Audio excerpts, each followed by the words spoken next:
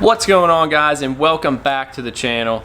Today we're doing something a little bit different. I'm standing here in front of the WRX and the AC is not working in it, so we're gonna go ahead and dive into what's going on. So once we got the car all put back together and I got it on the road, I didn't charge it right away because really it wasn't too hot out. I wasn't using it, so I just never got around to it. But over the past probably 2 weeks or so, it's been pretty hot here. So the other day at work, I went ahead and I charged it, and I went to get in the car, I started it up, and I had no compressor clutch engagement. So, you know, AC wasn't working. I didn't really have time to mess with it, so I just kind of said, oh, whatever, you know, I'll get to it another day. So this morning, I had to run to the parts store, and you know, it's a pretty hot day today, so I get in it, and I'm like, you know what, I'm gonna see what's going on. You know, maybe it's something simple. And it turns out that I had actually left my AC pressure switch unplugged. So I had it unplugged, and I had the line tucked out of my way when I was working in here. And when I put it all back together, I just never plugged it in. So I'm like, oh, cool. You know, I'll plug it in. Everything should be fine. So I plug it in, get in the car, start it up. Nothing. Still wasn't working. So I'm like, okay, so let's see what's going on. So I go in and I grab my AC gauges that I had in the garage here. I hooked them up, and I had no pressure, had nothing in the system.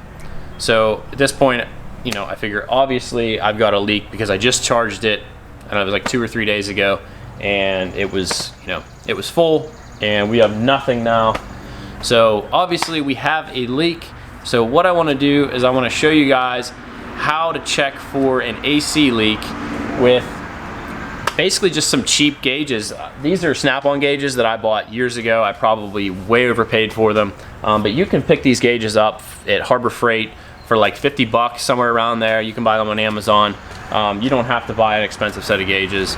They all do the same thing. So yeah, all you really need to do this, like I said, is a set of cheap gauges. I have a couple dollars worth of air fittings, and an air compressor and an air line.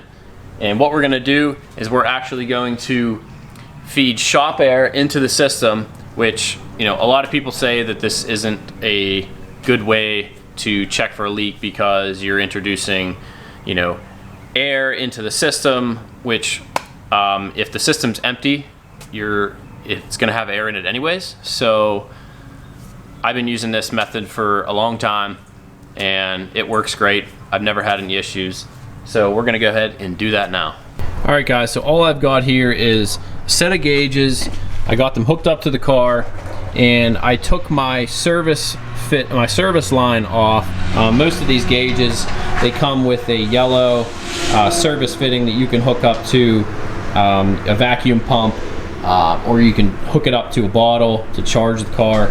I just went ahead and took that off, and I just have some adapters on here. These are just some fittings that I picked up at Tractor Supply, and they're just like, this is a female adapter, and then I have a ball valve and just an air fitting. And all I'm gonna do is I'm gonna hook up my shop air to here, which is going to pressurize the system. As you can see, we got 0 pounds of pressure in the system right now.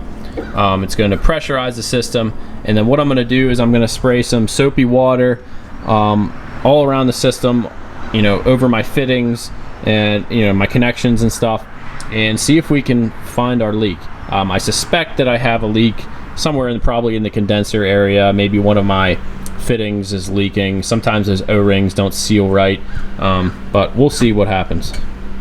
All right, so all we're gonna do, I have my ball valve closed. I'm gonna go ahead and hook up my air line, and then I'm just gonna slowly crack it open, because if there is a major leak, you know, you're just gonna have air rushing out all over the place. So we're just gonna slowly open it. See my pressure start going up. Now my fitting is leaking a little bit here, but that's not a big deal. Open it up. We got about 100 PSI. I'm gonna close the ball valve, take my line off, Now the system is pressurized and we can go ahead and check for leaks. All right, so all I have here is just some soapy water, and what we're gonna do is we're gonna spray this around, all over our connections, our fittings, things like that, and we're gonna look for bubbles, which would indicate obviously a leak.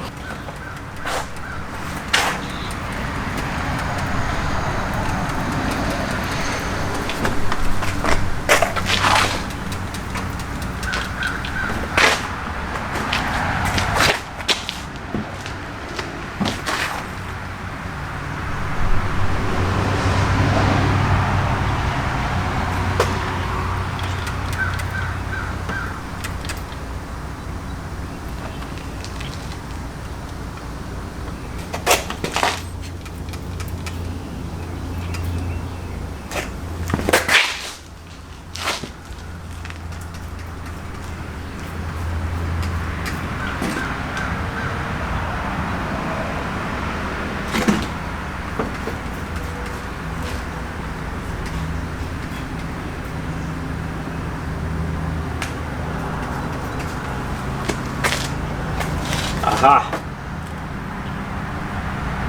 There's our leak. Kind of as I suspected, we've got a leak at our connection where this line comes down and attaches at the condenser, and then it's also leaking up here at the compressor. Not as bad.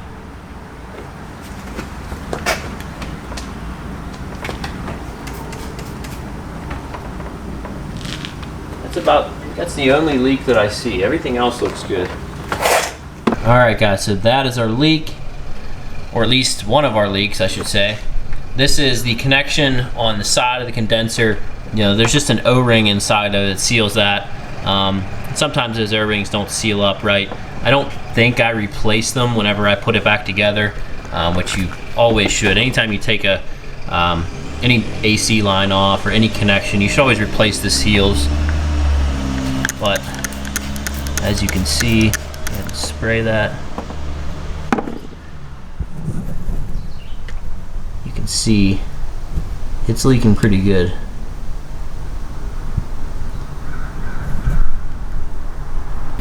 We have another smaller leak on top of the compressor. This one's not nearly as bad, but you can kind of see the air bubbles coming out of the side of there. We're gonna go ahead and this is actually the same line. This line runs from the compressor, it goes down to the condenser, and so we're just gonna go ahead and remove this line and replace those O-rings. Now, I will say once you do this, once you replace the O-rings, you don't wanna just go ahead and charge it. You do wanna hook it up to a vacuum pump, or if you have an AC machine, you want to run at least a 30-minute vacuum on it, and that will evacuate any type of moisture or air in the system before you charge it. Alright guys, so that's going to wrap this video up. Let me know in the comments down below if you like this video or if you want to see more videos like this. I may in the future do some shorter, kind of how-to videos, some quick tips, things like that, to kind of fill in, in between some of our bigger build projects.